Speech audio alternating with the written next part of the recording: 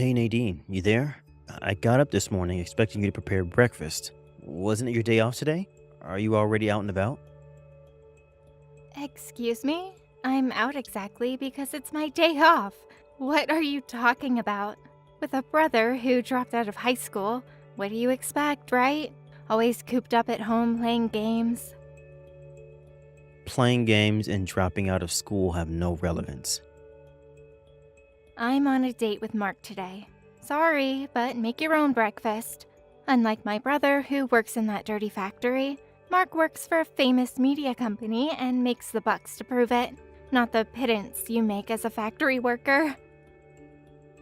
What kind of guy is this Mark? Is he the owner or one of the managers? What's up with the guy? All I heard is that he works at a media company, whatever that is. It seems everything is a media company these days. His name is Mark Cooper. He's way over your head, Bill. It's no use explaining him to you. You'll just get bored.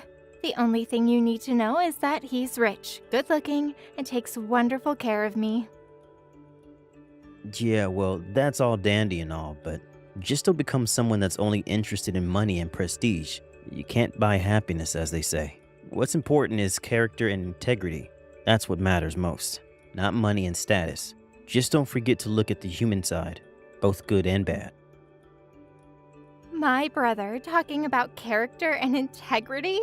Please, give it a break. Not something I would hear from a high school dropout and factory worker.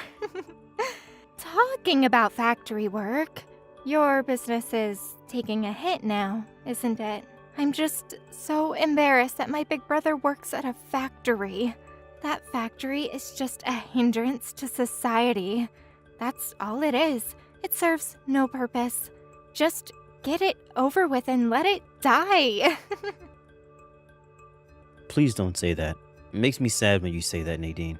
Don't forget that if not for that factory, you would not have been able to go to college. Mom and Dad worked their asses off to build and maintain this factory. It hurts me to hear you berating it. It really does. The factory sat right in our property, right outside our back door.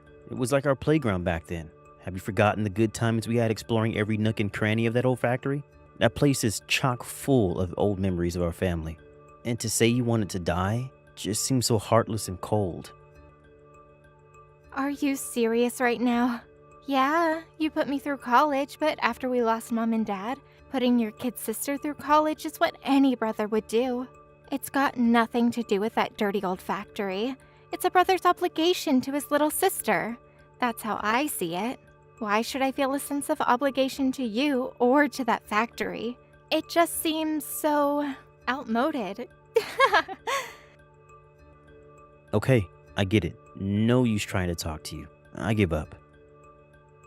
As long as you get the picture. Hey, Bill, guess what? Mark just proposed to me. The day I was waiting for. Pardon me? Really? That's great. Congratulations. Yeah, thanks. Hey, about the factory, could you demolish that piece of dilapidated junk before my wedding? Say again? And as for you, as my big brother, I want you to find a proper white-collar job, preferably in the media world. Look what's at stake here. I'm going to be the wife of a media corporation executive, one of the biggest employers around here. I'm going to be the wife of a prestigious guy. I need to keep up appearances, you know. I can't very well say that the old derelict factory is my home.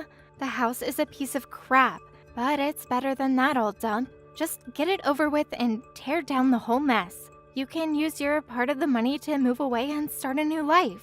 Do what you want to do. You have such a wonderful personality, Nadine. I don't envy your future husband. He's got a handful to look forward to. What the hell are you talking about? Just raise the place, would you? And good riddance. You just won't let this go, will you? You really want the place demolished, huh? Okay then. Okay, so we're done, right? We cut all family ties. It's more complicated than that. What do you mean? You're forgetting one thing. I employ a bunch of staff. I can't just fire them and be done with it. Some have worked there before I was even born. They're more like family. It's not as easy as just pulling the plug. You're not serious. Hello, this is Mark Cooper. Thanks for coming to the wedding. I guess that makes you my brother-in-law. Oh, hey Mark. Thanks for inviting me. It was a wonderful wedding. I can call you Bill, right? Of course, you're like 3 months older than me, so you're like a big brother to me. Call me Bill or Billy, whichever you prefer, or even William, if you want. I think Bill would be fine. That's what Nadine always calls you. Kinda used to it by now. Sure, whatever is easier for you. And what can I do for you today? Yes, actually, it's about business. I wanted to get your advice on a matter that I've been contemplating. A business matter, really? Yes, I was thinking of providing financial support for your factory. Really? You mean you want to invest in the factory? Is that what you're saying? Yes, I'm going to get right to the point, but the factory is not doing well. Financially, I mean. Well, it's been doing okay. I'm really sorry to be so blunt about it all, but it's a small community around here. We're not in the same business, but it's business nevertheless, and I tend to get wind of things.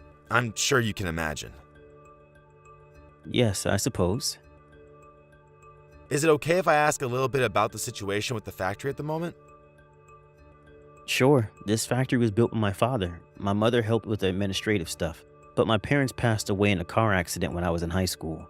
My sister Nadine was only a kid then, and we had no other income other than the factory, so we had to make it work. As I was just a kid, we had a relative run of the place until I graduated from high school, but I couldn't very well take over the factory as I had no real experience. So I worked as one of the factory employees, and when I turned 25, I was able to take over as the president. Maybe I just didn't have the organizational skills to make the business work. After my folks died, the business continued on a downward trend. Years later, we were just not able to make things work. And what's more, our top skilled worker will be retiring in a year. He's been with the factory since its conception. So I figured it was about time to pack up. I see. Thanks for telling me. This is just a suggestion, but this may be the right time. What do you say if we bought your factory? You can continue business as usual, no need to fire anybody. Just think of it as a new business venture. Everyone can continue as before. What do you say? As a business investment, we plan to incorporate new machines and equipment and also expand the overall operation. There may be a possibility of moving it to a more spacious location, just so you know. That's the best thing I've heard in years. Are you sure about this? Are you just doing this because I'm Nadine's brother? If that's the case, please don't go out of your way. It's not worth it. I would be lying if I said that wasn't true, but the timing was just right, to be honest. Our corporation was in need of a factory, the kind of products you're working on, but it is personal in a way of paying you back, I suppose. Pay me back? What do you mean? To be honest, you may not remember this, but you saved my life once. I'm sure you don't remember. It was 20 years ago. Do you recall rescuing a kid who almost got run over by a car out over by the main highway? You're kidding me, right? That was you? That's right. Bet you thought I was a much younger kid. I got that a lot back then. Yeah, not making fun of you or anything, but yeah, I thought you were younger. Yeah, I was pretty small for my age. It was only in high school that I shot up in height and filled in. LOL. I see. I had no idea. Actually, I didn't know that you were the guy who saved my life. It was only after the wedding that I realized who you were. During the reception, you took off your jacket and rolled up your sleeves. That's when I saw that scar on your arm. I remembered that scar you got from rescuing me. I talked to some people that were there that day and did a little checking up on my own and confirmed that it was really you. I see. What a coincidence, to say the least. If you had not rescued me back then, well, I wouldn't be here today. I don't know how to thank you. I owe you my life. I'm just glad you're okay. It seems you did well. At the time, in all the panic and all, I wasn't able to get your name. I was hoping I would run into you one of these days. Who would have thought you, the guy who saved my life, would be Nadine's brother? What a twist of fate. Yeah, I'm still in a daze. How could this be? So, back to what we were talking about, this investment. The timing was just right. I would appreciate it if you'd accept my proposal, as a business investment and as a way for me to show my appreciation for saving my life. Mark, I really don't know what to say, but thank you so much. Hey, Mark, pick up. What's this all about? Why'd you go out of your way to help that old beat-up factory? You didn't have to do that. What do you mean, beat up factory? It's owned by your family, for God's sake. A little too disrespectful, don't you think? Anyways, this is a sound business investment, nothing more. A sound investment? Are you kidding me?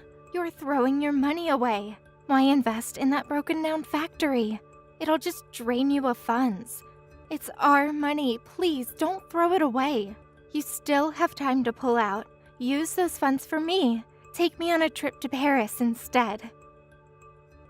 Nadine, am I hearing you right? Your brother put his blood and tears into that factory. I hate to hear you belittle the place. You're well aware of how much your brother put into the place all these years. Your folks and your brother worked hard at that very factory to put you through college. Have you forgotten that? And what's more, your brother Bill saved my life a long time ago. I owe him. That has nothing to do with me. Nothing's changed. It makes no difference. Makes no difference? Seriously? All I care about is that we got married, and I just want to be happy. That's all. I don't need all the rest of that crap. Now that you're married to me, you should focus your attention toward me and nobody else. Forget that dirty old factory. To be honest, I feel totally embarrassed by the fact that this dilapidated old factory is part of my family. I want nothing to do with it. Now that you've invested in it, maybe it would be a good opportunity to just demolish it for good. And what's more, unlike you and me, who graduated from college, my brother is a high school dropout. I think we should just cut all ties with him and his factory and go on with our lives. All that place does is invite bad luck. I see. You know what, Nadine? I was always a little uneasy about some of the remarks you've made and your occasional attitude towards others. I can take what you just said as how you truly feel. Is that it? I'm so happy that you see it my way. I knew you'd come around. That only means one thing. I think we should get divorced. Wait, what? What did you just say? I said I decided to divorce you. You should be ashamed of yourself for having such animosity towards your brother in that factory. I'll repeat this one more time. Bill saved my life. I would not be here talking to you if it wasn't for him. If you can't understand that, well, I can't live with someone like that. I'm sorry. Mark, are you being serious right now? This is just one big joke, right? Are you ranking me or something? Who's behind this? My brother, I bet. I mean, we love each other. We just got married. How could we get divorced so soon? Nobody gets divorced about something so trivial. It's not trivial, and no, I'm not joking. I did think I loved you once, but it was all just an illusion. After what you said, I came to my senses. You don't love me for who I am. You only wanted me because of my money and status. I realize that now. That's not true. I love you. I really do. Please believe me. You really expect me to believe you after all that? Goodbye, Nadine. It was nice knowing you. Bill, are you there? I just talked to Mark. He said he wants to divorce me. What did you say to him? Please help me out here, would you? He told me you saved his life long time ago. He owes you. That means if you ask him to do something, he has to comply, right? Could you please contact him and tell him? No, demand that he not make your sister cry and not go through with the divorce. You have to do that for me, Bill. Bill, are you there? Say something, would you? Nadine, I thought you contacted me about... Sorry, but I have no intention of helping you out. Excuse me, why not? You said some terrible stuff about me and about Mark. You wanted to cut all family ties with me. Just disappear somewhere is what you said. You do remember that, right? That means I'm not your brother any longer. At least that's how I took it. Am I wrong, Nadine? Bill, what are you saying? Are you going to abandon your only sister? Why do you dislike me so much? It's not that I dislike you, Nadine. The fact is, I'm no longer your brother. That's what you said. So you're no longer my little sister. How can you say that, Bill? Just think back on what you said. The answer's right there. I'm the victim here. I did nothing wrong. All I wanted was to be happy. If you think that's the way to become happy, I'm afraid you'll never find happiness, Nadine. You can be sure of that. How could you say that? You have this uncanny ability to disregard other people's feelings and desires, but have a sharp focus on your own happiness and well-being. You don't have what it takes to really love someone or to be loved by someone. It's all just superficial to you. You have no idea what it takes to love or be loved. You don't even try. How can you say that? Mark loves me. That's proof in itself. Oh yeah? Then why does he want a divorce? It's just a friendly husband and wife spat. No, it was because you said some callous and insensitive things to him, that's why. It's because you only took from him, never gave. There was no love there. All you wanted was money and prestige. You weren't able to provide him with what's really important. But how could you? I was only trying to... That's it in a nutshell. You weren't able to give or receive love, that's all. That's why he wants the divorce. He felt no affection from you. But, Bill, you have to. I'm done here. There's nothing for me to say.